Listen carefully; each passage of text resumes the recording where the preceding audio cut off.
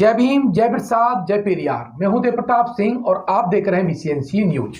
उत्तर प्रदेश का जो चुनाव है वो एक नए रोमांचक दौर में पहुंच गया है। कौन सा व्यक्ति कब खेमा बदल दे, कब किसकी रणनीति पर कौन भारी पड़ जाए, किसके सिपह सालार शिविर में आ जाएं और कौन सिपह सालार एक स्थान से दूसरे स्थान पर चला जाए, मालूम ही नहीं चल रहा है। अभी दिल्ली दरबार में, जी हाँ, दिल्ली दरबार का मतलब है पीएमओ कार्यालय, और जो उत्तर प्रदेश का जो नवाबी केंद्र है लखनऊ, तो लखनऊ के जो नवाब हैं, इन दोनों में अब रस्साकसी चल रही है।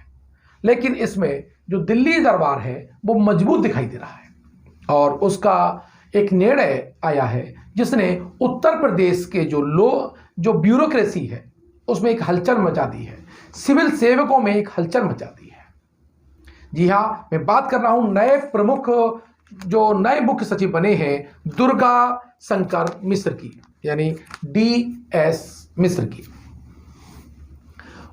हालांकि उनका 2 दिन पहले रिटायरमेंट होना था, लेकिन वो प्रतिनियुक्ति में भी थे और अचानक उनको सेवा का विस्तार दे दिया गया है और उन्हें यूपी का नया मुख्य सचिव बना दिया गया है और यहाँ के जो RK तिवारी हैं उन्हें प्रतिनियुक्ति पर भेज दिया गया है।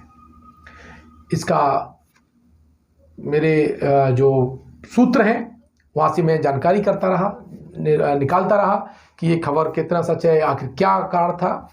तो इसमें ये देखा कि जो आपका जो यहाँ से जो RSS की जो टीम है, यहाँ के जो बीजेपी की जो इंटरनल पॉलिसी है जिस पे वो देखती है कि यहाँ पर हालात ठीक नहीं है, उसको मैनेज करना है, इसीलिए दिल्ली का जो दरबार है उसने कह दिया कि अब कमान हमारे हाथ में रहेगी।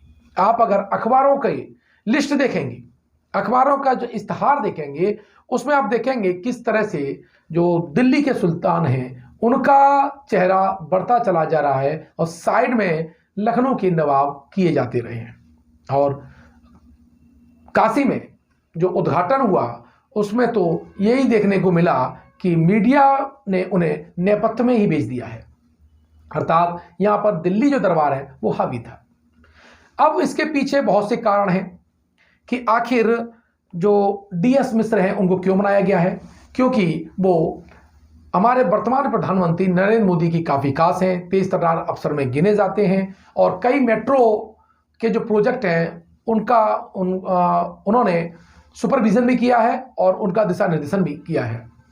तो स्वाभाविक था कि ये जो उत्तर प्रदेश में समाजवादी पार्टी के आगे जो भीड़ बढ़ रही है और जिस तरह से बसपा सुप्रीमो शांत हैं और वो बैकफुट पर चली गई हैं, उससे एक हलचल मच गई। कहीं ऐसा तो नहीं है जो दलित वोट बैंक है वो BSP से बिखर करके छूट करके समाजवादी पार्टी में चला जाए और जो हार्डकोर वोटर है, जो योगी आदित्यनाथ के नाम से जो मुस्लिम वोट है, जो 5 से लेकर के 8% के बीच में कहा जाता है, और ये कहीं एक तरफा समाजवादी पार्टी की तरफ चला जाए तो समाजवादी पार्टी 34 से लेकर के 40% के आसपास दिखाई दे रही है और जो बीजेपी है वो 42 से अगर 5-6% भी उसका नीचे गया तो फिर वो 34 या 35 से नीचे आ जाएगी। इसमें फिर लीड कर जाएगी समाजवादी पार्टी।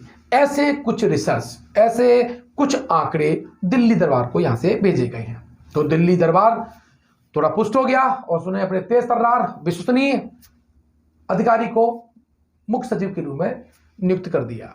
इससे एक संदेश यह भी दे दिया गया कि सुल्तान अब कमान संभालने वाले हैं, अब नवाब को उनके दिशा निर्देश पे चलना पड़ेगा। वैसे भी अवध के नवाब के संदेश दिल्ली दरबार से ही आया करते थे और इस चुनाव में स्पष्ट रूप से वो दिखाई भी दे रहे हैं।